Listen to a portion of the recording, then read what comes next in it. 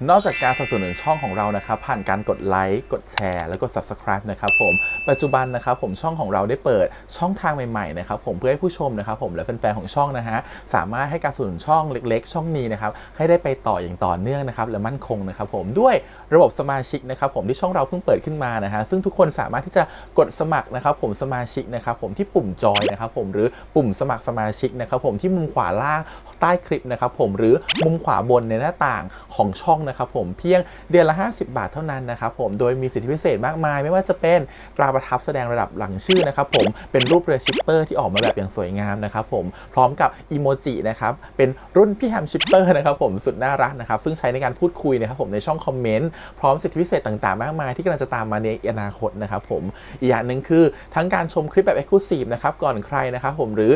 โอกาสที่จะได้ทำกิจกรรมต่างๆร่วมกันในอนาคตนะครับผมก็สำหรับสมาชิกเท่านั้นนะครับผมที่เก็บสิทธิ์นี้เอาไว้ให้กับทุกๆท่านนะครับแต่หากระบบสมาชิกยังไม่หนำใจนะครับผมเรายังมีช่องทางอื่นให้สนับสนุนกันนะครับผมไม่ว่าจะเป็นระบบซุปเปอร์แตงนะครับผมซึ่งหากผู้ชมเนี่ยเจอสัญลักษณ์นะครับรูปหัวใจนะครับผมที่มีดอลลาร์ไซน์นะครับผมหรือสัญลักษณ์รูปเงินดอลลาร์อยู่เนี่ยข้างใต้คลิปใดคลิปหนึ่งเนี่ยสามารถที่จะคลิกนะครับผมเพื่อโดเนทนะครับผมแทนคำขอบคุณนะฮะเพื่อเป็นการสนับสนุนช่องได้นะครับหรือจะเป็นการโดเนทนะครับผ่านบัญชีธนาคารนะครับผมซึ่งได้ใส่รายละเอียดเอาไว้แล้วนะครับข้างใต้คลิปนี้นะครับผมเอาไว้ที่คำบรรยายใต้คลิปนอกจากนั้นนะครับผมเรายังได้เปิด Line Open Chat นะครับซึ่งชื่อว่า ATS Channel Family นะครับผมก็เลยขอเชิญชาวช่องทุกคนนะครับผมเข้าร่วมห้องแชทได้โดยไม่มีค่าใช้จ่ายใดทั้งสิ้นนะครับผมเอาไว้พูดคุยแลกเปลี่ยนข่าวสารกันนะครับผมในครอบครัวของเราและผมได้จัดทำสติกเกอร์ลายรุ่น Lovely พี่แฮมนะครับชิปเปอร์นะครับเอาไว้เป็นสติกเกอร์ที่ใช้พูดคุยกันด้วยนะครับจะได้ใช้คุยกันในกลุ่มก็น่ารักดีนะครับผมหรือจะเอาไปใช้คุยกับเพื่อนๆส่วนตัวก็ได้นะครับไม่ติดอะไรเลยนะครับผมตั้งใจทำออกมามากๆนะฮะเพียงชุดละ35 บาทเท่านั้นนะครับผมใช้ได้ตลอดชีพนะครับผมก็หวังว่าทั้งหมดนี้นะครับผมจะเป็นเรื่องราวดีๆที่จะเกิดขึ้นกับช่องของเราและชาวช่องของเราทุกคนนะครับผมเพื่อมุ่งหน้าต่อไปสู่ปี 2023 ปีนี้และก้าวต่อไปด้วยกันอย่างมั่นคงนะครับผมอย่าลืมสนับสนุนกันนะครับขอบคุณครับ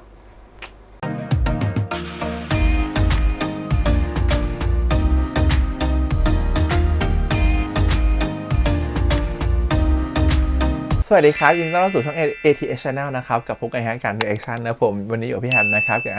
ซีรีส์เรื่อง Mark Stand In นะครับผมตัวนายตัวแทนนะครับผมตอนจบ EP ที่12นะครับผมเรื่องราวนะกำลังเข้มข้นเลย EP ก่อนเนี่ยมันจบโดยการที่ว่าหยุดไว้แค่สุดท้ายแล้วจะจากไปหรือว่าจะกลับมาเข้าร่างนะครับผมซึ่งตรงนี้คือแบบว่า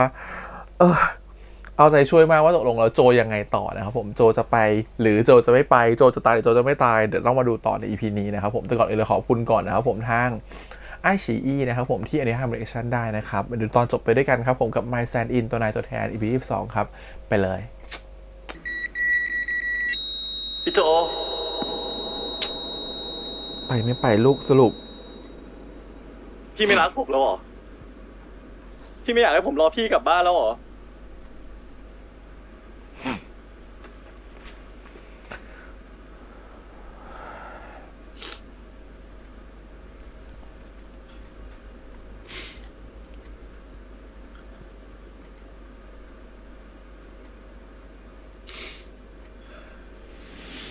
พี่ไม่กินอ่ะพี่เห็นเรากินไปก็อิ่มแล้ว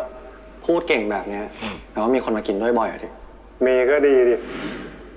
ถ้าคนแรกของพี่เป็นหมิงนะพี่ก็ไม่ติดนะ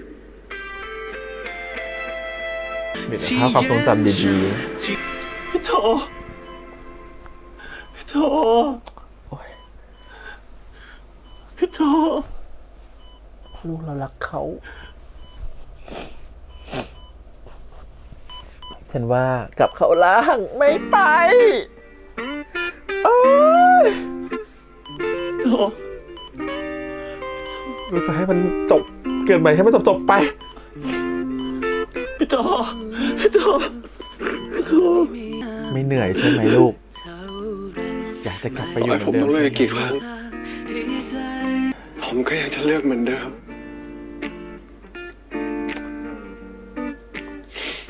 เพราะมีคนที่รอผมอยู่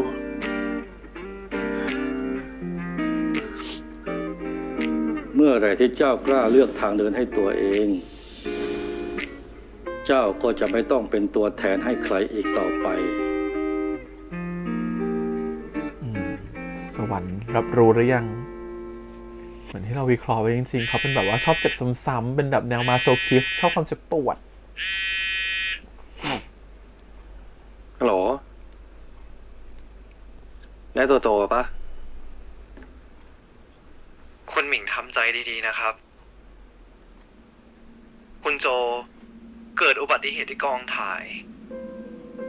แล้วก็พัดตกหน้าผาไป ตอนนี้ก็หาตัวไม่พบ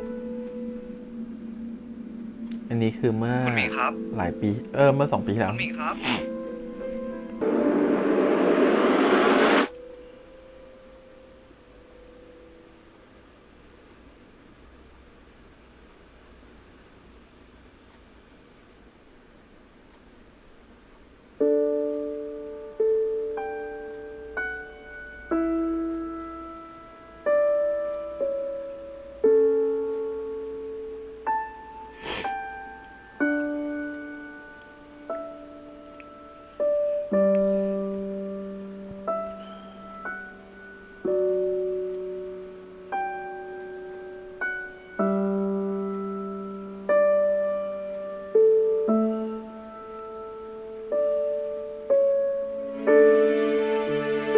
โจ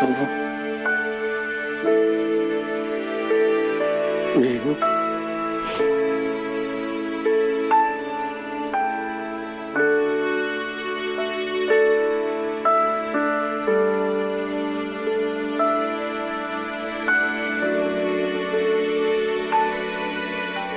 พี่จะหายไปไหนอีกนะ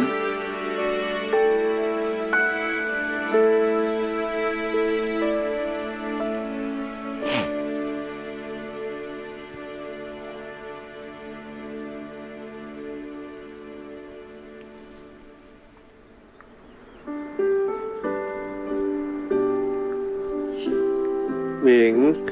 พี่บอกแล้วไงไม่เป็นไรเดี๋ยวพี่กินเอง เหม่ง ก็ผมอยากป้อนเนี่ย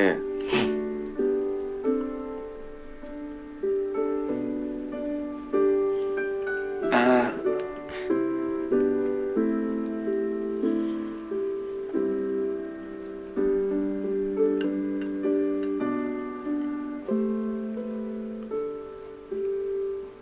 เฮ้ยโจ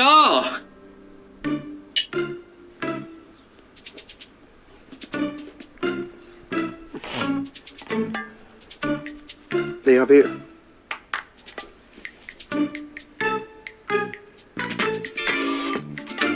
งั้นผมไปซื้อกาแฟก่อนนะครับ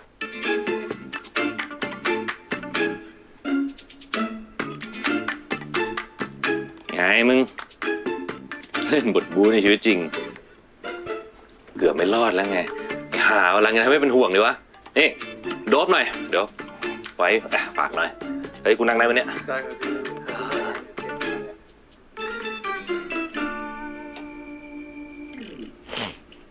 ว่าจะไปซื้อกาแฟมันชมวิวอยู่ตรงเนี้ยแหละโถซื้อมาแล้ว ไม่เข้าไปกินข้างในอะ ไม่ชอบคนเยอะ ตอนเข้าวงการใหม่ๆอะพี่วุฒิเขาให้พี่โจคอยประกบผม พวกเรากินนอนด้วยกัน เมาหัวลาน้ำด้วยกันจนวันหนึ่งผมก็รู้ว่าพี่เขาชอบผู้ชาย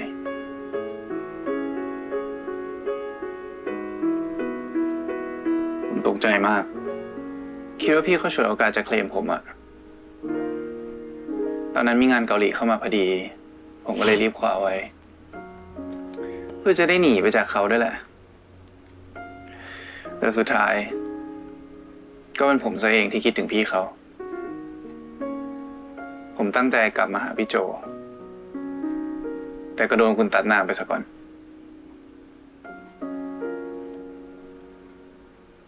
ขอโทษแล้วกันนะ ตอนที่พี่โจกลับมา ผมคิดว่าฟ้าคงให้โอกาสผมอีกสักครั้ง แต่ไม่ใช่เลย ผมต้องขอโทษดีปะเนี่ย เปล่า คนที่ได้โอกาสอีกครั้งคือพี่โจต่างหากและเขาก็ยังเลือกคุณ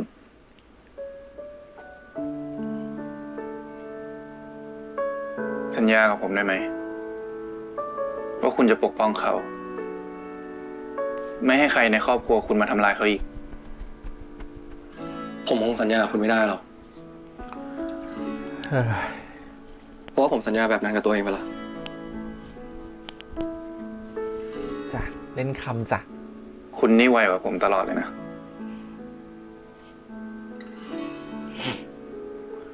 แต่ผมเชื่อนะว่า ต่อให้ผมมาก่อนนะสุดท้าย พี่เขาก็เลือกคุณ ผมเช็คแล้วครับ คุณโจเขาพักอยู่ชั้น 7 ครับ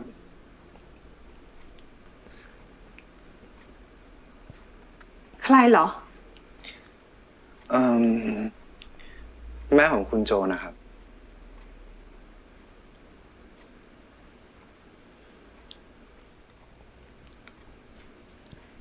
มาเยี่ยมลูกเหรอคะ อ๋อ ค่ะ ไม่ทราบคุณรู้ได้ยังไงคะ คงเพราะเป็นแม่เหมือนกัน ก็เลยดูออก แล้วทำไมถึงไม่เข้าไปล่ะคะ คือ เราทะเลาะกันนะคะ แล้วฉันไล่เขาไป ตอนนี้ฉันก็เลยไม่รู้ว่าเขาว่าอยากให้ฉันเข้าไปเยี่ยมหรือเปล่า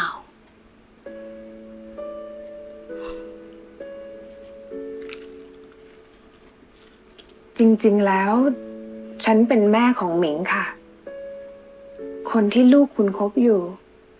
ฉันเป็นคนให้ทนายส่งหลักฐานไปให้คุณเองค่ะ ฉันต้องขอโทษนะคะ ที่ลูกฉันไปทำให้คุณเดือดร้อนนะคะ ฉันก็แค่อยากให้ลูกได้คบกับคนที่เหมาะสม จนในที่สุดฉันก็รู้ว่า คนที่เหมาะสมก็คือลูกของคุณ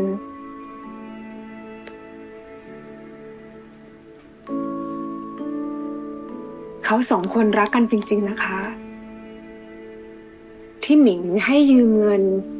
เพราะว่าเขาเห็นคุณเป็นคนในครอบครัว คุณอย่าโกรธโจอีกเลยนะคะ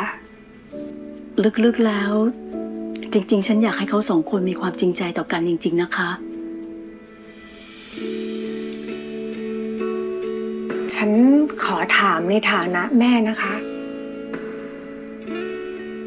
ทำไมคุณถึงรับเรื่องนี้ได้ เป็นเรื่องปกติ มันอาทิตย์ก่อนคือถ้าจะนิ่ง แต่ ทิ้ง ก่อน ลูกหม ฉั ด น แล้ว ก็รับไม่ได้หรอกค่ะ โอ้ย เราสองคนทะเลาะกัน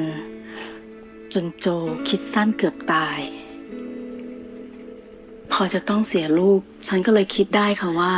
ความรักไม่ว่าแบบไหนมันก็ปกติทั้งนั้น ที่ไม่ปกติเนี่ย คือแม่ที่ไม่แคร์ความรู้สึกลูกต่างหากล่ะคะ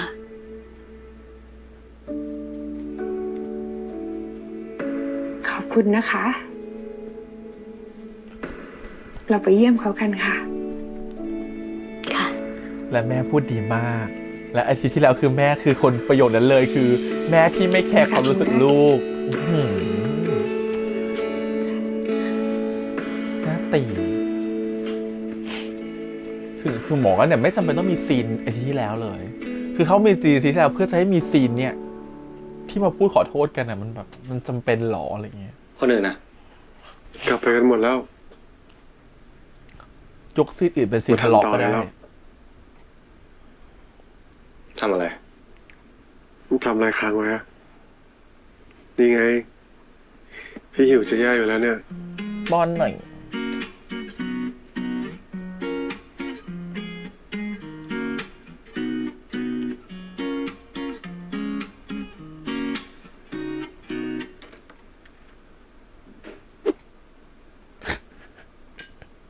ไม่ได้รับแขกนึงไปจบก็มาไอแขกนึงอะตอนนี้จะได้ พอดี ห พว วาก น เรา ไหม เจอกันข้างนอกจ้ะ แม่หมิงเขาเล่าให้แม่ฟังหมดแล้ว แม่ ขอโทษนะที่แม่ใจร้อนไป ไม่เลยครับแม่ โจผิดเองแหละครับ ที่โจไม่ได้บอกแม่ตรงๆอะโจขอโทษนะครับ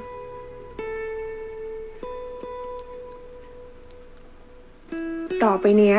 ถ้ามีอะไรอ่ะ ก็บอกพวกเราบ้างนะ พวกเราจะได้ไม่ต้องเป็นห่วง ได้ครับ ครับ รักแม่ที่สุดเลยนะ อืม โจก็รักแม่นะครับ แม่ก็รักโจนะ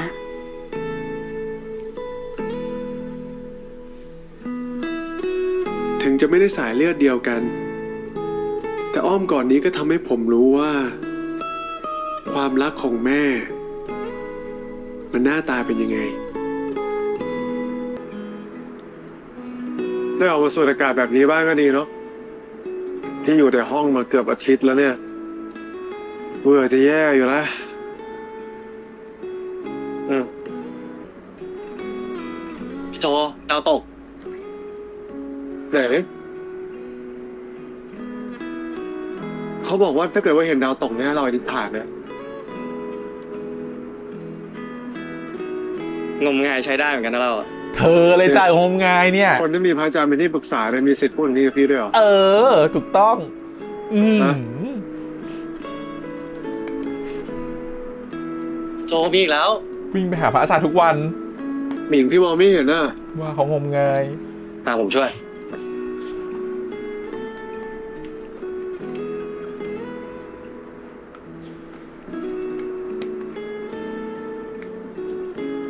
ไงมาพอดีเลย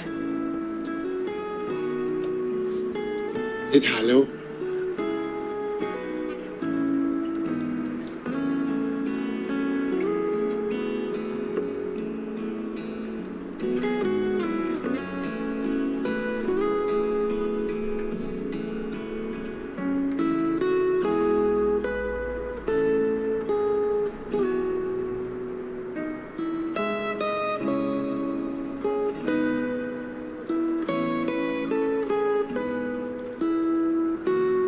ไหนบอกว่างมงายอะ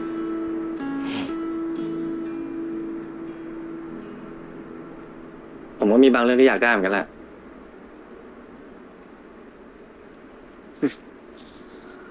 มึงหนีไม่พ้นเรื่องที่ขอให้พี่ไม่หายไปไหนอีกใช่ไหมล่ะ เปล่า เรื่องอะไร พี่รู้ไหมอะตั้งแต่ที่พี่หายไป ผมภาวนาทุกวันเลยนะ อยากเจอพี่อีกสักครั้ง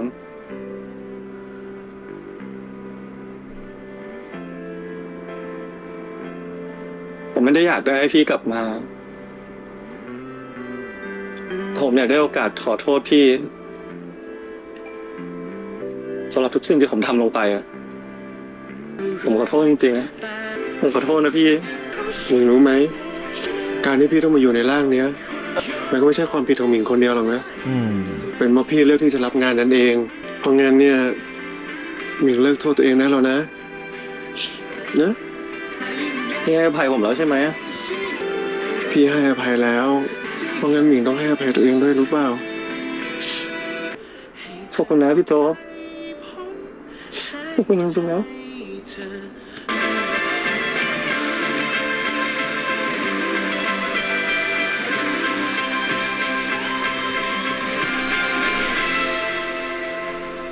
ก็อันล็อกทุกปม คุณโจครับ เรียบร้อย อ้าวแล้วหมิงอะครับ คุณหมิงรออยู่ด้านล่างครับ เขาให้ผมมารับ อะไรอีกเนี่ย โดนจับเป็นตัวประกันปะเนี่ย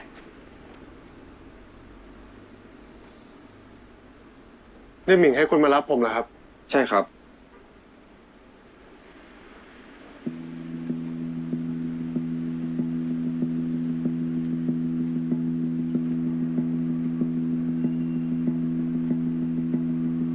เชิญขึ้นรถครับ แล้วหมิงอยู่ไหนครับ ถ้าไม่มีหมิงเนี่ยผมไม่ไปนะครับ คุณโจครับ อย่าเพิ่งถามอะไร เราตามผมมาเถอะครับ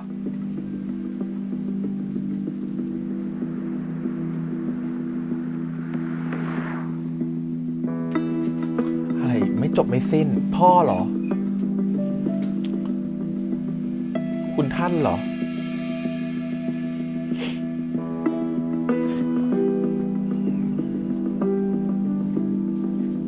จะพาผมไปไหนอะครับ มีคนอยากคุยกับคุณนะครับ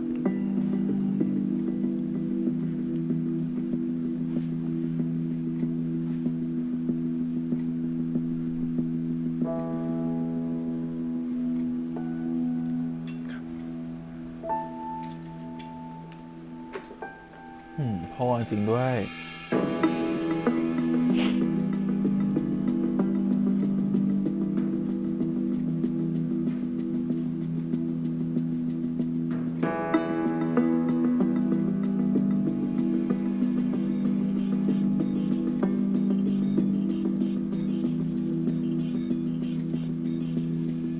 ได้ยินว่าไม้เคยเสนอเงินให้นายเหรอ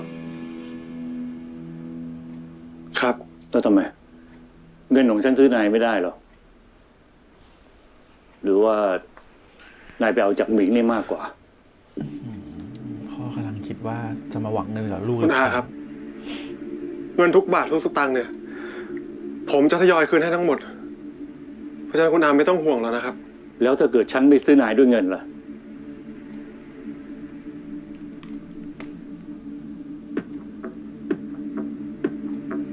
ฉันทำให้นายหายไปได้ตลอดเวลา โดยที่ไม่มีใครทำอะไรฉันได้ นายรู้อย่างนี้แล้ว ยังอยากจะคบกับหมิงอยู่ไหม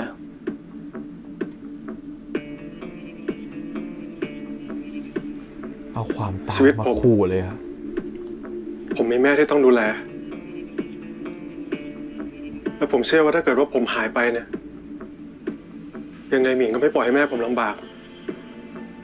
และผมเองก็เคยเฉียดตายมาแล้วครับ แต่ผมก็ยังกลับมาหาเขา เพราะถ้าเกิดว่ามีเขาเนี่ย ผมก็ไม่รู้ว่าผมจะมีชีวิตอยู่ต่อเพื่ออะไรเหมือนกัน นายรู้ไหมทำไมฉันไม่ชอบนายอะ นายแย่งความ ไม่ใช่เพราะว่านายจน แย่งความรักของเขาไปจากฉัน ไม่ใช่เพราะว่านายเป็นผู้ชาย แต่ความรักบ้าๆของนายอะมันเกือบทำให้ฉันสูญเสียลูกชายฉันไป ก่อนที่หมิงก็จะมาคบกับนาย เขาเคยสูญเสียคนรักจากอุบัติเหตุ เขาไม่ยอมกินข้าว ไม่ยอมกลับบ้าน โจคนเดิม เอาแต่นั่งรอให้เขากลับมา พี่จอ พี่จอ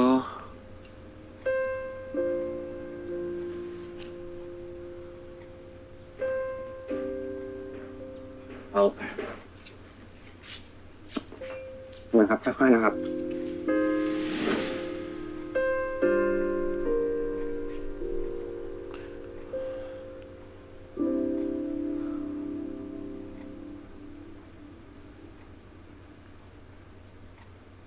ฉันไม่อยากให้ลูกชายของฉันเสียใจแบบนั้นอีก นายสัญญากับฉันได้ไหมว่านายจะไม่หายไปไหน ให้ลูกชายต้องเสียใจแบบนั้นอีกอะ ได้ครับ ผมสัญญาด้วยชีวิตของผม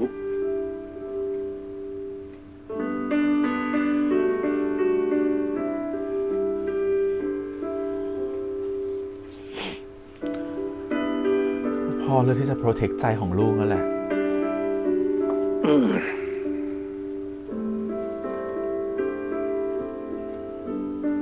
โจเขารับปากพอแล้วนะ นี่ก็แปลว่าพ่อให้เราสองคนคบกันแล้วเหรอครับ งานที่บริษัทพ่อก็เยอะแยะ ไม่มีเวลามาสนใจเรื่องเด็กๆจูจีกันหรอก ยังมีอีกเรื่องนะคะ รู้แล้วนะ ส่วนเงินและธุรกิจของแก ฉันที่เกียจจะดูแลให้ละแกมาเอาคืนมาให้หมดเลย งั้นผมขอแค่เงินได้ไหมครับ บริษัทผมยกให้พ่อเลย ผมก็ขี้เกียจดูแลตรงเนี้ย หมิง ส่วนเมย์นะ ถึงคนพวกนั้นจะผิดที่จับโจไป แต่ตรงก็เป็นหนี้เขาจริง นี่ พี่คุยกับพ่อให้แล้วนะ พ่อใช้หนี้ทั้งหมดให้ ถือว่าเป็นเงินรับก่อนลาแล้วนะ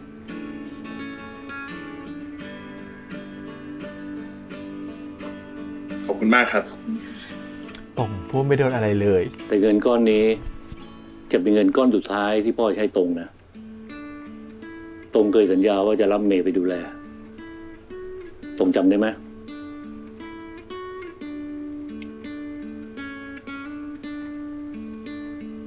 จำได้ครับ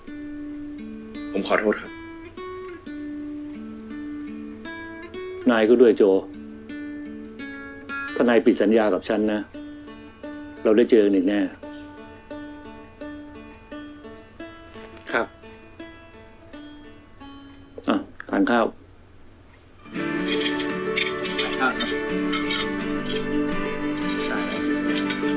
แม่มาเดี๋ยวผมปั่นกุ้งให้นะครับ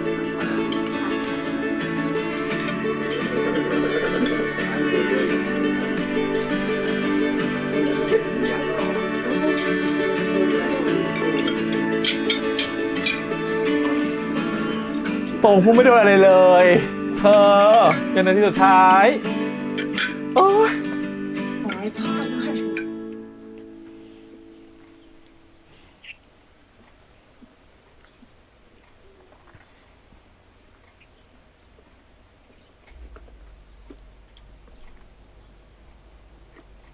ที่เขาไปพาตัวพี่มาจากโรงพยาบาลเนี่ยมิงรู้เรื่องกับเขาด้วยป่ะนะ ผมเองก็โดนลากตัวออกมาจากเตียงเหมือนกันอะ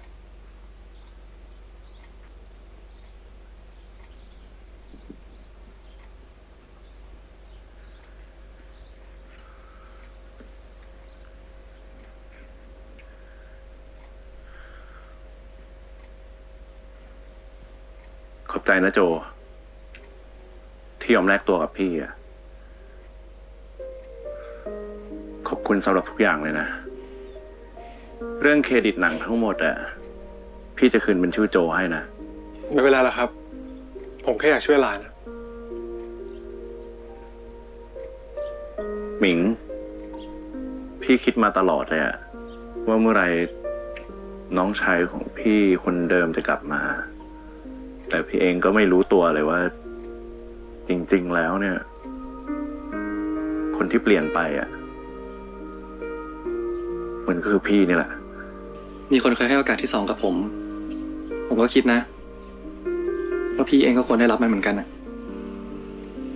อย่าทำพลาดเหมือนเดิมอีกละ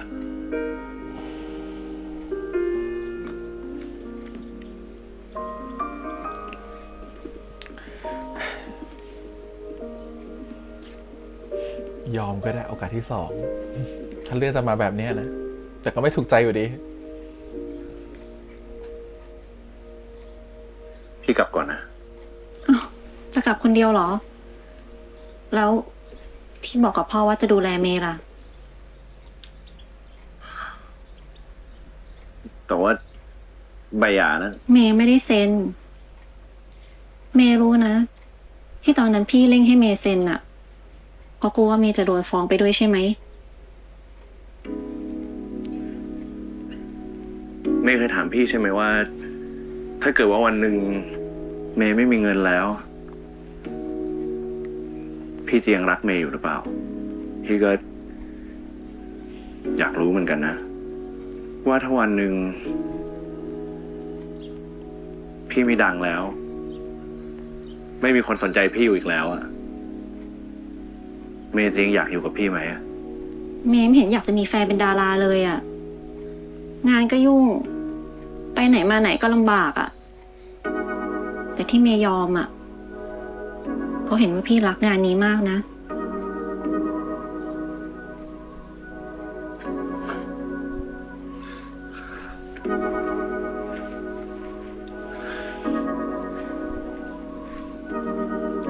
แต่ว่าสิ่งที่พี่รักที่สุดอะคือเมย์นะ ไม่พออะต้องเพิ่มอีกคนนึงมาด้วย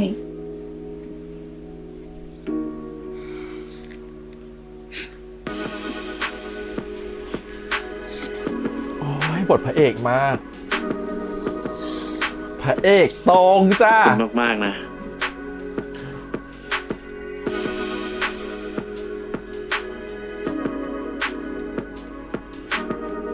ไม่โดนอะไรเลยจบที่ฉันอยากเห็นไม่มีเลย สวยจบมาก ในเมื่อพ่อคืนทุกอย่างให้นายแล้วเนี่ย พี่ต้องคืนเลขาให้นายด้วยไหม ผมว่าเรื่องแบบเนี้ยคงต้องถามเขาเองนะ อ่ะ ว่าไงอะอยากไปอยู่กับพี่ไม้ปะตามหลักแล้ว ผมเป็นเลขาของคุณหมิงก็ต้องกลับไปครับ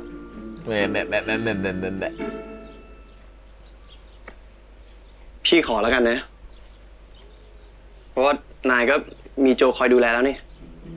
แต่พี่ยังไม่มีใครเลย จะมาดูแลพี่ไหม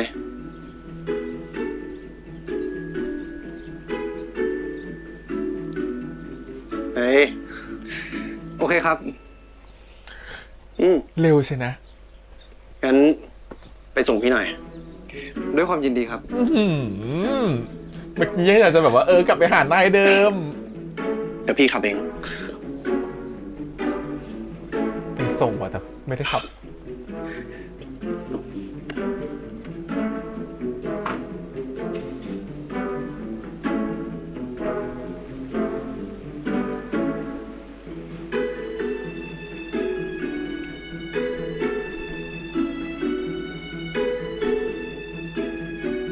อย่างนี้วันนี้ก็ถือว่ามิชชั่นคอมพลีทแล้วนะ ยังหรอก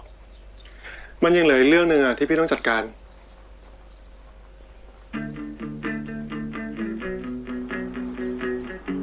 ผมตัดสินใจแล้วนะครับ ว่าผมอยากเล่นหนังเรื่องนี้ ถ้างั้น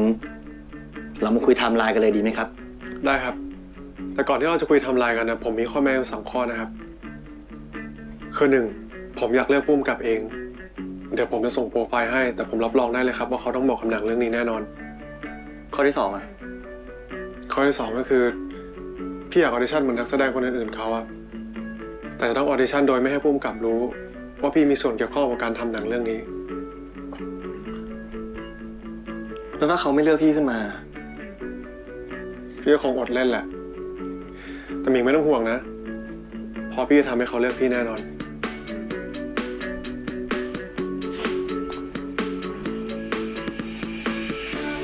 อันนะ My Stand In ชื่อเรื่องเป็นไรจ๊ะ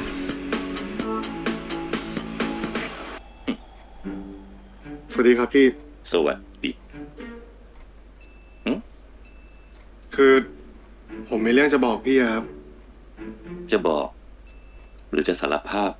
เอาดี ก็สารภาพนั่นแหละครับพี่ ผมกับหมิงเราคบกันแล้วนะครับ ขอโทษด้วยนะพี่ ๆไอ้หานี่ ไม่เข็ดแล้วนะมึงเนี่ย แต่คราวนี้ถ้ามีเรื่องอะไรอ่ะ ชอบความเจ็บซ้ำๆ อย่าหนีไปค้างบ้านกูอีกนะเว้ย ไม่เอาแล้วพี่ แต่ยังไง กูขอให้มึงมีความสุขมากๆนะ ยังไงมึงก็น้องกู ผมพี่วุฒิมากเลยนะครับ แต่คราวเนี้ยก็มีน้องอีกคนหนึ่งที่น่าเป็นห่วง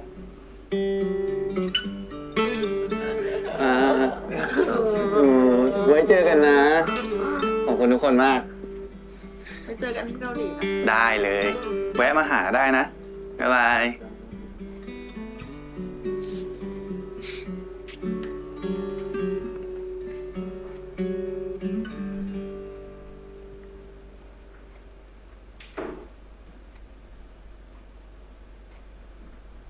ซอน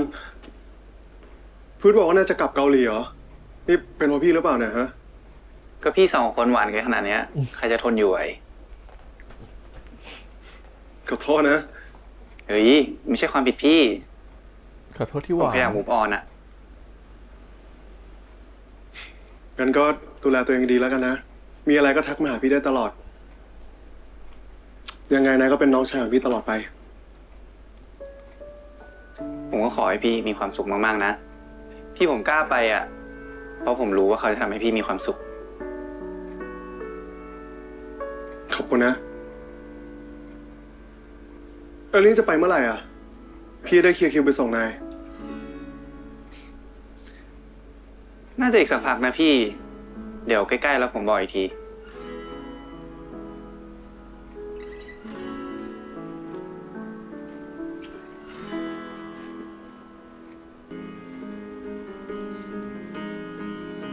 จะไปสนามบินเหรอ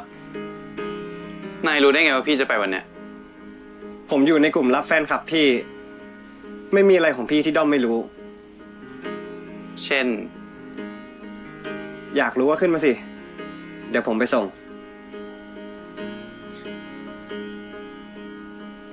ตอนแรกก็เล็งแท็กซี่เอาไว้ แต่ก็โดนแย่งไปละ ลองขึ้นรถแฟนคลับดูบ้าง ก็น่าจะดีเหมือนกันมั้ง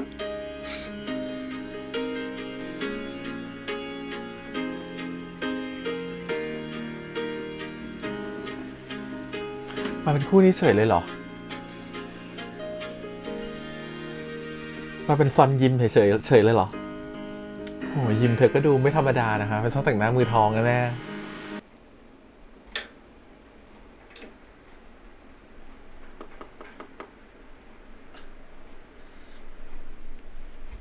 ทำไมวันนี้กลับมาเร็วจังครับที่รัก อุ้ยอะ แม่ ทำไมแม่จะมาไม่บอกก่อนนะ ถ้าบอกก่อนแม่ก็ไม่เห็นนะสิ ว่าจริงๆ ลูกอยู่กันแบบไหน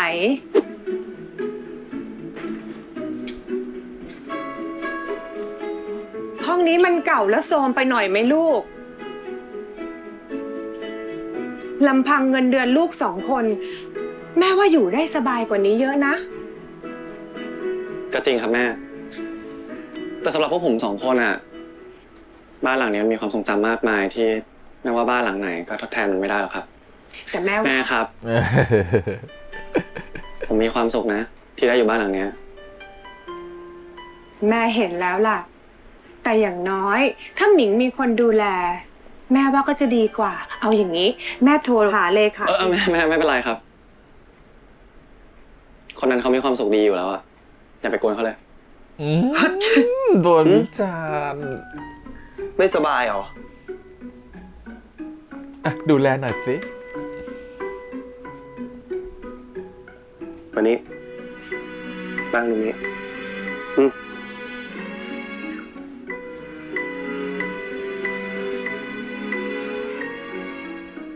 หน้านายแดงนะ ไปพักไหม ไม่เป็นไรครับ ผมไหว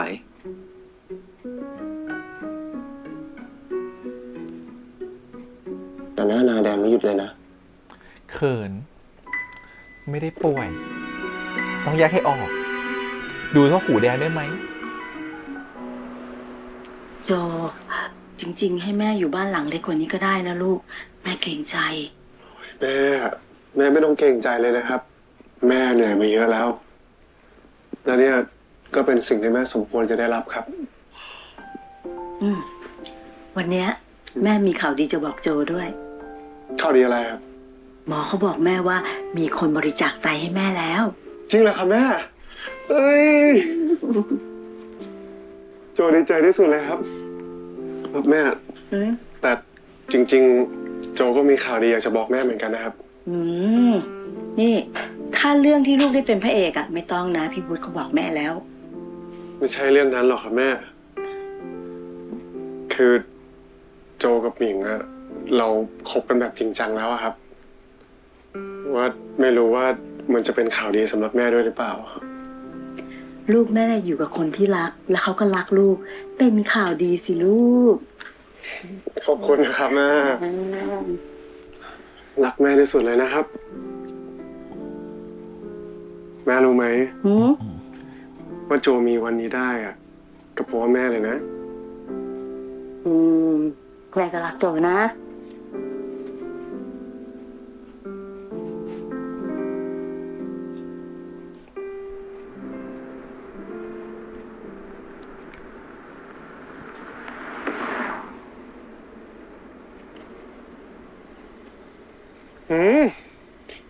หอมจังเลย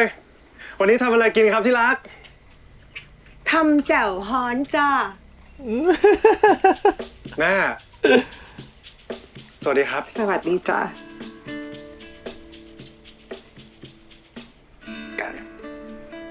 แม่ช่วยเด็ดผักบ้างไหม ไม่เป็นไรแม่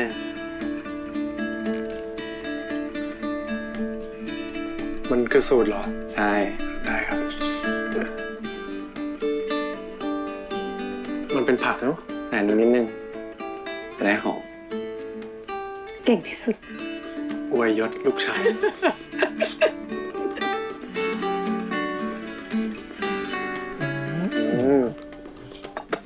คุณแม่จะได้มีไม่คงไม่ทานนานแหละอยู่บ้านแบบ แต่ นั้น แม่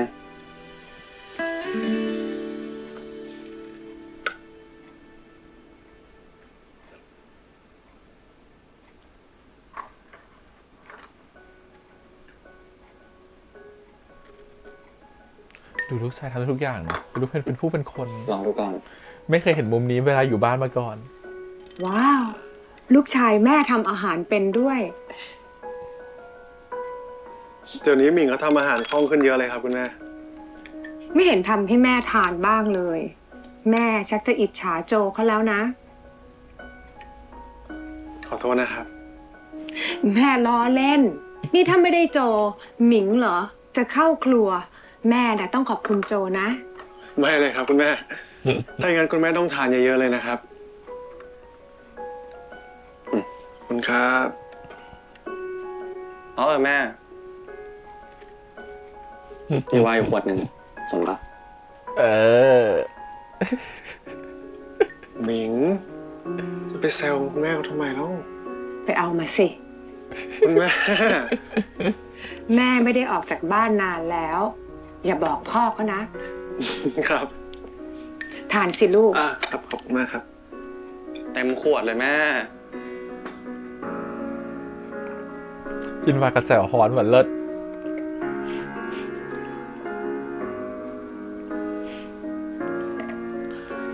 มัวแต่คีบไม่ทานเลยลูก ทำให้คุณแม่ก่อนดีกว่าครับขอบคุณครับ ชนไหม มา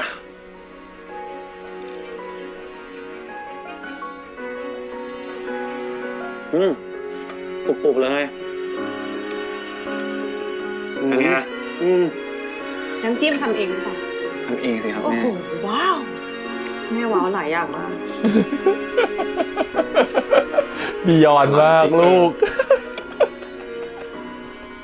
อร่อยหรือเปล่า อร่อย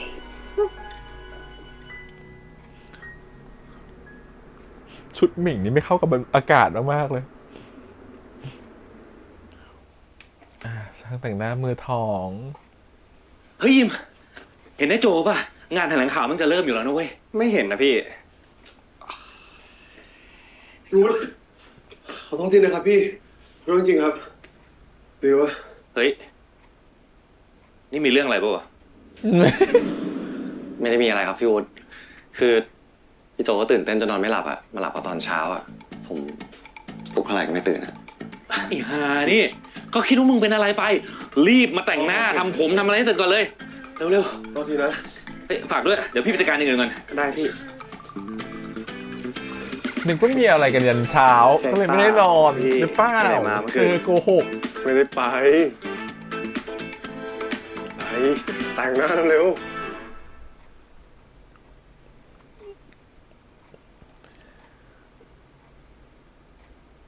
อันนะพระเอกของเรื่อง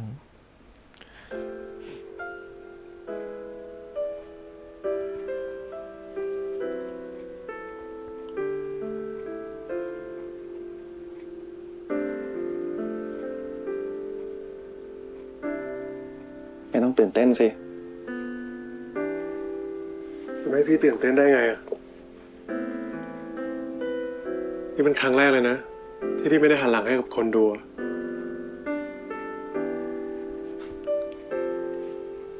เพลงป้าสวัสดีครับ สวัสดีครับสวัสดีครับพี่โจกูถามหน่อยดิ ครับ ตอนที่มึงมาออดิชั่นน่ะมึงไม่บอกกูว่าคุณหมิงเป็นนายทุนหนังเรื่องเนี้ย ผมอยากให้พี่เป้าเลือกผมในความสามารถนี่ครับ กูเลือกมึงเพราะมึงทำให้กูคิดถึงคนคนหนึ่งว่ะเขาเป็นคนที่กำลังรอการแจ้งเกิด และกูกับเขาอะก็เกือบจะได้ร่วมงานกันด้วยแล้วนะแต่น่าเสียดายที่มันไม่เคยเกิดขึ้นไม่งเป็นเรื่องเดียวเลยนะที่ยังทำให้กูเสียใจมาจนถึงทุกวันเนี้ย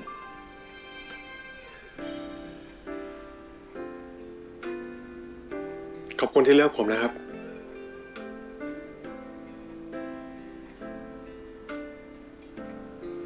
พี่โจพี่เป้าสแตนบายด้วยครับ ได้ครับ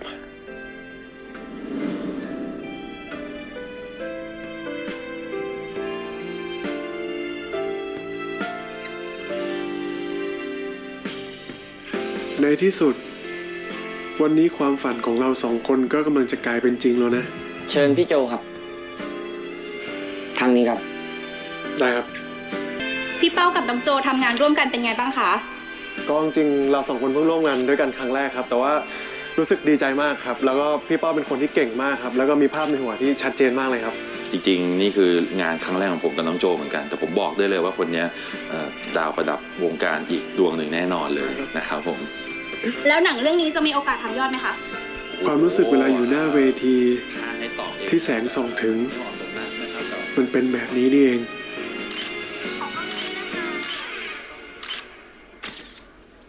แต่ก็ไม่ใช่เป็นหน้าโจคนเดิมเนาะที่ไม่มีโอกาสอีกแล้วอย่างน้อยก็เป็นโจคนใหม่ก็ยังดี ตลอดเวลาที่ผมนั่งดู ผมไม่ได้เห็นภาพหนังเหมือนคนอื่นๆ ผมเห็นแต่ภาพเก่า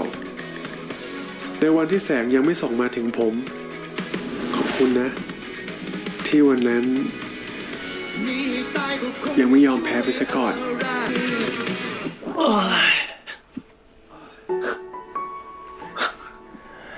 เพิ่งรู้เนี่ยว่าโปรโมทหนังมันเหนื่อยขนาดนี้เนี่ย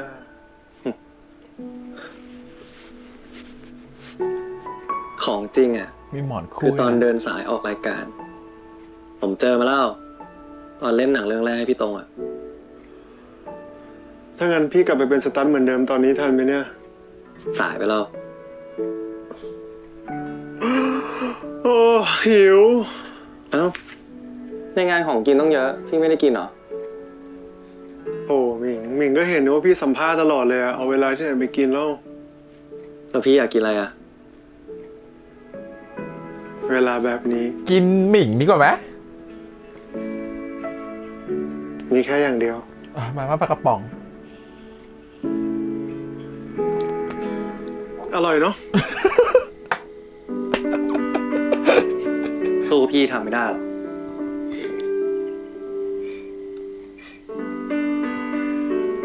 ในงานก็อุตส่าห์จ้างเชฟมิชลินมา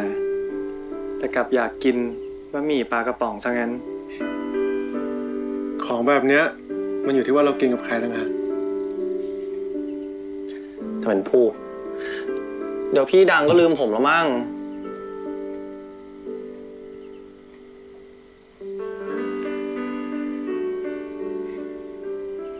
หมิงรู้ไหม ถึงวันนี้พี่จะมีความสุขขนาดไหนนะ แต่ตอนเนี้ยพี่มีความสุขมากที่สุดนะ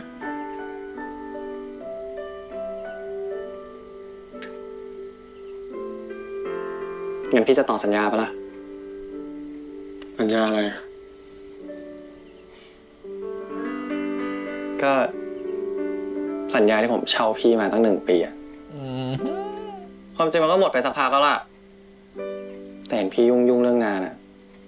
ก็เลยไม่อยากกวน พี่โจ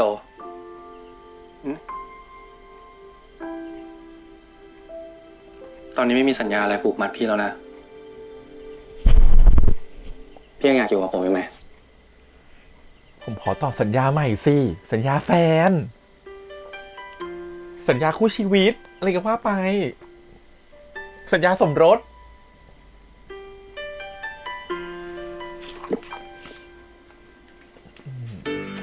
ท้องฟ้ามันช่างดาวเต็มฟ้าเหลือเกิน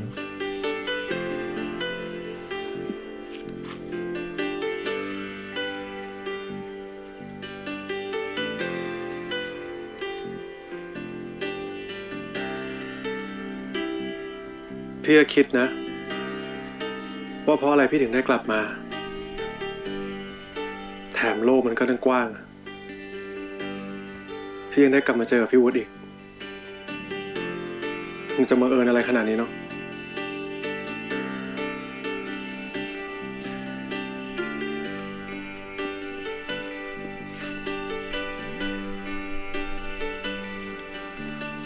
แล้วพี่คิดว่าเพราะอะไรอะ พี่ก็ไม่รู้หรอก แต่ไม่ว่าจะเพราะว่าอะไรนะ พี่จะขอเดิมพันกับหมิงอีกครั้ง แล้วถ้าครั้งนี้พี่แพ้อีกอะพี่ก็ไม่รู้จะพูดอะไรแล้ว เอาอะไรมาแพ้ก่อนลูก ระดับนี้แล้ว โอ้โห แล้วคราวเนี้ยผมกอดถูกคนแล้วด้วย เรามาเริ่มต้นกันใหม่นะ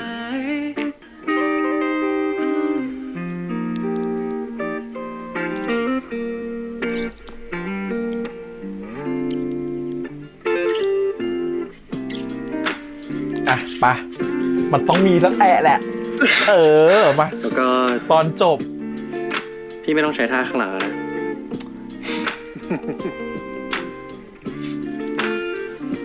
เอ้ยหมิง เดี๋ยวหมิงหมิงหมิง ตรงนี้ได้เหรอลูก ตรงนี้เลยเหรอ ไอคอนโดฝั่งตรงข้ามบ้าง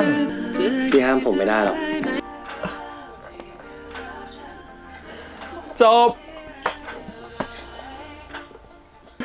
ก่อนเลือกแล้วที่จะรักเธอ เธอต้องจบด้วยการจามหนึ่งจามอะจิ๊บ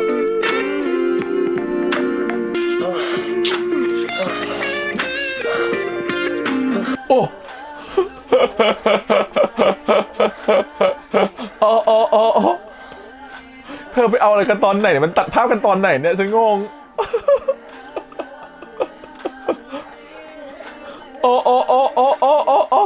อาชิวมันต้องจบอย่างนี้โอ้ยเอ็นดูอ่ะจบนะครับ Happy Ending EP นี้ไม่ต้องพูดอะไรเยอะทุกอย่างเป็นไปตามที่เรื่องเล่านะฮะก็คือ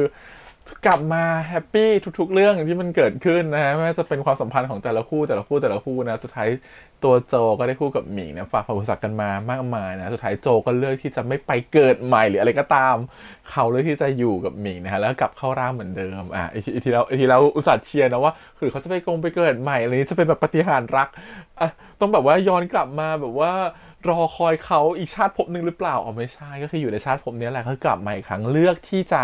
มองภาพของความรักแล้วก็ดึงตัวเองกลับมาอยู่ในโหมดที่รู้สึกว่าอย่างน้อยฉันก็ตัดสินใจแล้วและฉันได้เลือกด้วยตัวเองแล้วเหมือนที่พระเจ้าต้องการว่าโอเคเธอมีสิทธิ์เลือกและเธอเลือกอะไรและฉันเลือกที่จะกลับมาตรงนี้อีกครั้งหนึ่งแม้มันจะเจ็บปวดทรมานหรือมันจะเป็นคำตอบอย่างก็ตามแต่ฉันได้เลือกแล้วว่าฉันจะอยู่กับเขานะครับผมสุดท้ายก็คือโจก็ยังเป็นโจเหมือนเดิมมาแหละคือเขาก็รักหมิงไงเนาะแล้วเขาก็เลือกที่จะอยู่กับหมิงไม่ว่าจะเป็นกี่ครั้งจะผ่านไปกี่เรื่องกี่ยังไงก็ตามเขาก็เลือกที่จะรอแล้วก็เลือกที่จะกลับมาหาคนที่เขารู้สึกว่ามีคนรอเขาอยู่คือเขาก็เลือกที่จะกลับมาหาหมิงนะฮะก็คือไปตามนั้นไม่ได้ก่อนมาเกิดใหม่อะไรก็ตามนะสุดท้ายความสัมพันธ์ก็กลับมาทีนี้ก็มีเรื่องพ่อที่ต้องเคลียร์พ่อก็โอเคยอมที่พ่อรู้สึกไม่โอเคเพราะว่ารอบก่อนเนี่ยเสียโจคนเดิมไปเนี่ยหมิงแทบจะสุดเลยทำอะไรไม่ได้ก็กลัวว่าสุดท้ายจะเป็นแบบเดิมกลัวลูกจะเสียสูตรแบบเดิมกลัวจะเสียลูกไปเพราะว่าลูกเขาเวลารักเราเขารักมากๆแต่สุดท้ายเขาก็ไม่รู้หรอกว่าลูกอ่ะเขาได้เจอโจคนเดิมกลับมาแล้วนะแต่ตัวโจก็ไม่ได้เปิดเผยนะว่าเขาคือโจคนเดิมเนาะแต่สุดท้ายก็คือแค่สัญญาว่าจะอยู่กับคนนี้แน่นอนก็คือเป็นสัญญาที่แบบเชื่อมั่นได้แน่นอนนะด้วยสายตาของโจที่คุยกับพ่อเนาะแล้วพ่อก็รับรู้ได้ว่าคนเนี้ยเขาพูดจริงเพราะว่ามันก็คือโจคนนั้นนั่นแหละที่ยังอยู่กับลูกเราอยู่สุดท้ายก็คือพ่อก็โอเคทุกอย่างมันก็ได้ลงตัวมันก็ทุกอย่างหรือว่าEP จบอะค่อนข้างจะเคลียร์ทุกประเด็นแทบไม่มีอะไรค้างคาเลยแม้กระทั่งซอนเองก็แบบว่าดูจะไปคบกับคุณยิมเหมือนจะตามจีบอยู่นะครับผมซึ่งคุณยิมนี่เขาก็บอกว่าเป็นช่างแต่งหน้าเนาะไปขับรถหรูก็แสดงว่าช่างแต่งหน้ามือทองนะไม่ใช่ธรรมดาเหมือนกันแต่ที่แน่คนที่รู้สึกว่าไม่ค่อยชอบตอนจบเท่าไหร่ก็คือไม่อยากให้พูดเลยตรงนะฮะคือด้วยความที่อาจจะแบบหมั่นไส้เขาตั้งแต่แรกอะไรอย่างเงี้ยก็อยากจะให้เขาแบบจบแบบให้มันได้บทเรียนอะไรในชีวิตบ้างอะสุดท้ายคือแบบทุกคนนะถ้าอ่านคอมเมนต์ EP ก่อนทุกคนจะบอกว่าโจได้รับบทเรียนอะไรหรือเปล่าไม่ได้รับบทเรียนเลยค่ะมันรู้สึกว่าโจยังไม่ได้รับกรรมอะไรด้วยซ้ำฟีลลิ่งเป็นแบบนั้นนะทุกคนก็คิดเหมือนกันหมดก็คือมันเหมือนยังไม่ได้รับกรรมอะไรเลยอะไม่อย่าบอกว่าโจได้รับบทเรียนเลยไม่ได้รับบทเรียนอะไรเลยดีกว่ายังไม่ได้รับอะไรเลยอะคือบทเรียนมันคือการที่เหมือนแบบว่าฉันรู้สึกผิดไปแล้วว่าฉันไม่ใครต่อใครคนนึงแล้วมันความรู้สึกผิดที่แบบว่ามันจำไปจนวันตายเป็นความรู้สึกผิดที่รู้สึกมันแยกกับตัวเองมากๆเป็นความรู้สึกผิดที่รู้สึกว่าฉันได้สูญเสียอะไรบางอย่างไปไม่เลยไม่มีอะไรเลย คำว่าโอกาสที่สองอ่ะมันคือต้องมีความสูญเสียก่อนเธอนึกถึงความโอกาสที่สองเนาะเธอนึกถึงตัวของหมิงในโอกาสที่2ในการที่จะรักโจใหม่เนี่ยหมิงต้องทนทุกข์ทรมานกับการเสียพี่โจไปเนี่ยเกือบ2 ปีทรมานมากนั่นคือกรรมของเขาที่เขาต้องรับเนาะการที่เขาไม่รู้ว่าโจคนนี้คือโจคนเดียวกันอย่างเงี้ยต้องทรมานอันนี้คือสิ่งที่เขาต้องรับผลจากสิ่งที่เขากระทำไปขนาดเขาเป็นแค่คนที่กระทำนะแต่ไม่ใช่ต้นเหตุนะยังรับขนาดนั้นแต่ไอ้ต้นเหตุเนี่ยกับแฟนกับไม่ได้เสียลูกกับไม่ได้ตายไม่ได้แท้งนะครับผมเงินก็ไม่ต้องเสียสักบาทมีคนมาใช้หนี้ให้นะครับผมตัวเขาเองเนี่ยก็คือแค่แบบรู้สึกผิดแค่ว่าฉันแค่ไปเอาชื่อเธอเป็นไม่ใส่ชื่อเธอเป็น stand in แต่หลังนี้ฉันจะใส่ชื่อเธอแล้วว่าเธอเป็น stand in ของฉันมันแบบบทเรียนมันแบบแทบมันเบาวิวมากสำหรับเรานะโอกาสที่2ของเขามันคือการที่เหมือนกับว่าอย่างน้อยเขาก็ไม่ตายแล้วกันอย่างน้อยชีวิตเขาก็อยู่เขาเกือบตายมาแล้วครั้งหนึ่งแต่เขาแค่เกือบตายเนาะขนาดเพราะตอนจะตายอ่ะยังมีคนถูกจับเป็นตัวแทนให้เขาเลยฉันก็เลยแบบโอเคบทเรียนก็บทเรียนถือว่ามีโอกาสครั้งที่2แล้วกันที่จะกลับมาแก้ตัวก็เป็นแบบนั้นแล้วกันแบบไม่มีเงินและพ่อให้เงินก้อนสุดท้ายอาจจะเป็นดาราตกอับแล้วก็ได้อันนั้นจะเป็นกรรมของเขาก็ได้แต่เรื่องไม่ได้เล่าก็ปล่อยให้เป็นเรื่องของเขาไปแล้วกันถือว่าเขาจบแบบเนี้ยเขาเลือกมาแล้วให้จบแบบนี้นะครับผมก็ต้องเห็นด้วยกับคนเขียนบทเนาะแต่สำหรับเรารู้สึกว่าก็นิดนึงอยากให้มันมีอะไรแบบนิดนึงแต่มันก็ได้แค่นี้แหละสไตล์เลิกของคุณแม่เนี่ยก็คือโกรธลูกกับ EP ก่อนไม่ดี EP นี้ก็แบบว่ามาเป็นแบบไลฟ์โค้ดอีกแล้วว่าเราจะต้องรักลูกของเรานะคะเพราะว่าเขาก็เป็นลูกของเราเคยผ่านรุ่นนั้นมาก่อนว่าเราเคยไม่ยอมรับโจเขาจนเกือบเขาจะเสียชีวิตครั้งหนึ่งแต่สุดท้ายเนี่ยตอนนี้เขากลับมาแล้วเราคิดได้แล้วเราก็ต้องแบบยอมรับในตัวเขาเรื่องที่จะรักเขาคำตอบที่พูดกับแม่ของหมิงคือดีมากแต่สุดท้ายก็คือแบบเดี๋ยวก่อนนะรักแคร์ลูกของเรา EP ก่อนเธออะไรจ้าคุณแม่ EP ก่อนนี่คือแคร์ลูกของเราหรือเปล่าไม่ใช่แค่จะทำให้ลูกของเราใจแตกสลายไปแล้ว EP ก่อนแต่ก็โอเคเขาเขียนบทแบบนั้นหนีลูกไป EP ก่อนเพื่อจะให้กลับมามีบท EP แล้วแหละที่อยากจะรู้สึกขอโทษมางอลูกแล้วก็ให้แม่เขาได้มานั่งคุยกัน2 แม่ไม่งั้นเดี๋ยวจะไม่มีบท2 แม่มานั่งคุยกันไงจริงๆสำหรับเรานะถึงให้แม่ไม่โกรธนะให้แม่มานั่งรอหน้าห้องนะรอดูลูกนะหรือรอกับลูกนะและให้แม่หมิงมาหาก็เขียนบทแบบให้มานั่งคุยกันได้ว่าทำไมถึงรับได้ล่ะคะที่ลูกเป็นแบบนี้มันเขียนได้มันไม่จำเป็นต้องให้เหมือนกับแม่มารู้สึกผิดนั่งอยู่หน้าห้องรอลูกอยู่แล้วก็อยู่มาเป็นไลฟ์โค้ชมันดูขัดกันนิดนึงแต่ก็โอเคก็เขาอยากต้องการให้มันเป็นแบบนั้นก็เลือกแบบนั้นซึ่งเหมือนที่พี่แอมบอกไปว่าบทของการที่ EP ก่อนน่ะที่ตัวแม่จะโกรธลูกไม่โกรธลูกไม่มีอิทธิพลต่อการมาเป็นไลฟ์โค้ชหรือการคุยกันและตกผลึกระหว่างแม่ใน EP นี้เลยคือมันไม่มีผลต่อกันเลยก็เลยคิดแบบก็เลยงงว่า EP ก่อนทำไมต้องแสดงแบบนั้นออกไปคือแบบต้องรู้สึกผิดกับลูกอาจจะเพราะว่าต้องการให้มีโมเมนต์ของการกอดลูกว่าแม่รู้สึกผิดไปแล้วแม่ขอโทษอะไรเงี้ยมันก็แบบไม่จำเป็นเลยมันไม่จำเป็นเลยบทแม่มันไม่มีน้ำหนักขนาดนั้นในมุมนี้แล้วแค่รู้สึกอย่างนั้นนะก็ไม่เป็นไรเป็น2 บทที่รู้สึกว่ามันคาใจกันนิดนึงมันแย้งมันขัดฟิลลิ่งนิดนึงระหว่างบทของตัวของตรงแล้วก็บทของแม่นะที่เหลือโอเคหมด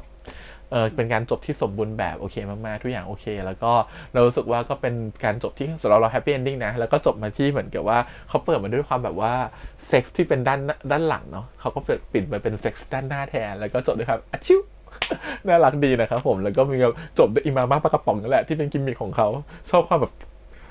เลื่อนค่ะโต๊ะเลื่อนโต๊ะโยกตอนจบนะคะแทนกันว่าก็มีอะไรกันแล้วก็จะได้จามจะได้แบบมีอะไรกันกลางแจ้งเอาดอนิดนึงไม่ค่อยเกรงใจคอนโดตรงข้ามเท่าไหร่ฟีลลิ่งแบบนั้น ที่เหลือก็คือเรื่องของเลขาเนาะกับพี่ไมค์ก็ผมจะกลับมาทำงานกับคุณหมิงเร็วเชียร์พอพี่ไมค์ถึงกลับก็คือเร็วเลยโอเคผมอยู่กับพี่ไมค์ก็ได้เลขานี่ก็ไม่ใช่ย่อยนะฮะคนนี้ แล้วก็พี่วุฒิทุกอย่างก็โอเคพี่วุฒิก็แฮปปี้ที่เห็นตัวโจกลับมาแล้วที่อยู่กับอย่างนี้ถึงโจจะมีแฟนกับหมิงก็พี่โอแฮปปี้แล้วเพราะว่ามึงเลือกแบบนี้แหละเข้าใจคนบางคนมันก็ชอบเลือกจะกลับไปเจ็บซ้ำๆแต่การเลือกครั้งนี้มันไม่เจ็บอีกแล้วไงก็ถือว่าโอเคมันก็ถือว่าเผาสักกันมามากมายสุดท้ายก็เลือกจะกลับมายืนตรงนี้ชอบอีกกิมมิคนึงคือตอนที่เลือกพี่เป๋ากลับมานะครับผมมาทำตัวเป็นผู้กำกับให้อะไรเงี้ยความรู้สึกคือมันก็เหมือนกับได้บางทีมันได้อันล็อกความรู้สึกที่เขาค้างคาอยู่เนาะนั่นคือการที่เขาเกิดจะทำให้ เป็นกำกับคนนี้แล้วแต่ตอนนั้นเขาก็ทะเลาะกันเนาะเหมือนกับเพราะว่าพอมารู้ความจริงทีหลังว่าจากอาจจะรู้จักพี่วุฒิก็ได้ว่าที่เขามาไม่ได้เพราะว่าโดน2คนนี้แกล้งตรงหรือหมิงแกล้งอะไรเงี้ยแต่สุดท้ายก็คือว่าได้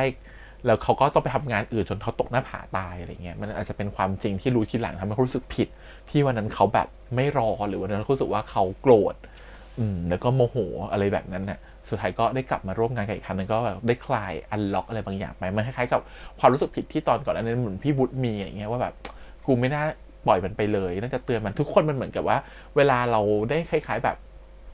ได้ทำอะไรอีกครั้งหนึ่งกับคนคนเดิมหรือความรู้สึกเดิมๆครับมั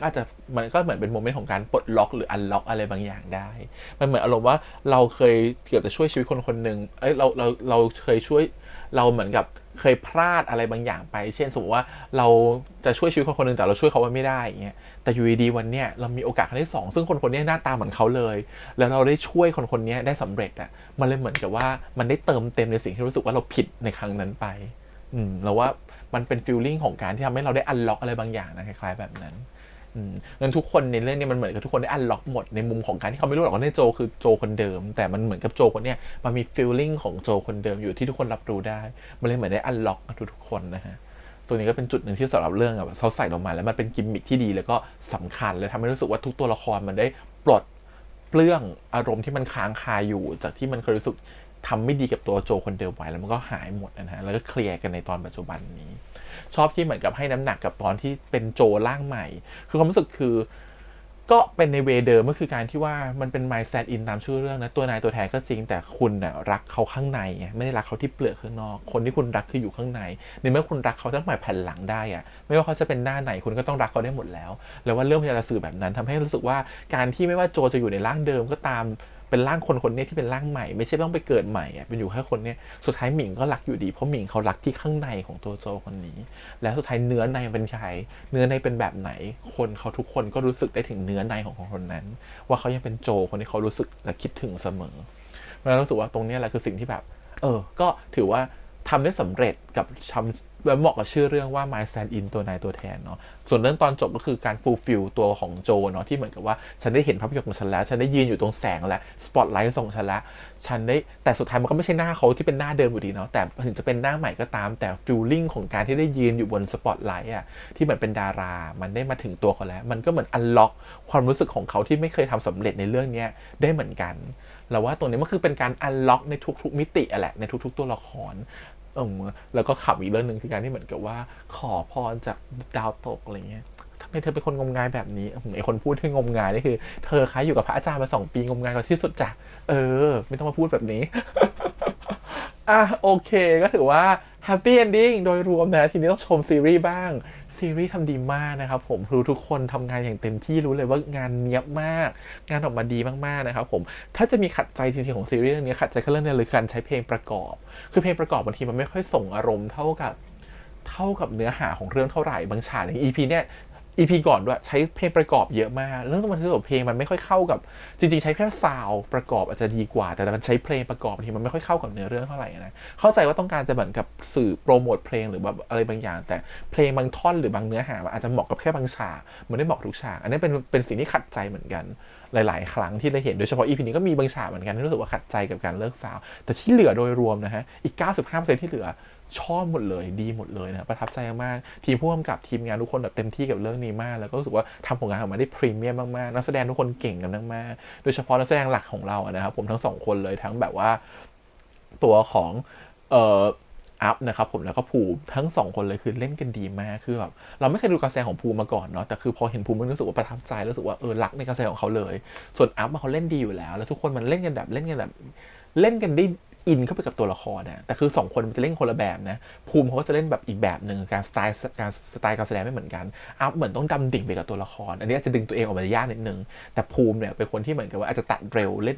เป็นเหมือนการแสดงเหมือนละครก็ทำให้ตัวเขาค่อนข้างจะโอเคมากๆเหมือนกันอะไรเงี้ยก็ถือว่าแต่ทั้งคู่เล่นดีหมดและเข้าขากันได้ดีมากๆแล้วหลายๆตัวละครแวดล้อมก็เล่นได้ดีรู้สึกว่า ทำให้ตัวซีรีส์มันส่งแล้วมันก็ดูแล้วมันก็สนุกแล้วมันก็ลุ้นไปก็ถือว่าขอบคุณแล้วกันนะครับผมที่ทำซีรีส์ดีๆอย่างนี้ออกมานะครับผมก็แฮปปี้มากที่ได้ดูในทุกๆสัปดาห์แล้วก็เป็นซีรีส์ที่รู้สึกพี่แฮมดูแล้วสนุกอะทุกๆคืนมันสุกก็คือมันจะต้องมีเรื่องสดใสเรื่องนึงอีกเรื่องนี้จะเป็นเรื่องที่ทำให้เขาเครียดแต่เป็นการเครียดที่แบบว่ามันได้มาด่ามันได้แบบมันไส้มันได้แบบวิเคราะห์วิแคะไปกับการที่ดูซีรีส์เรื่องนี้รู้สึกว่ามันอินแล้วมันก็สนุกไปกับเขาแล้วมันก็เอนจอยทุกครั้งที่ดูซีรีส์เรื่องนี้ในคืนวันศุกร์นะครับผมขอบคุณจริงๆหลังจากนี้คงไม่ได้มีแล้วแต่ก็คิดว่า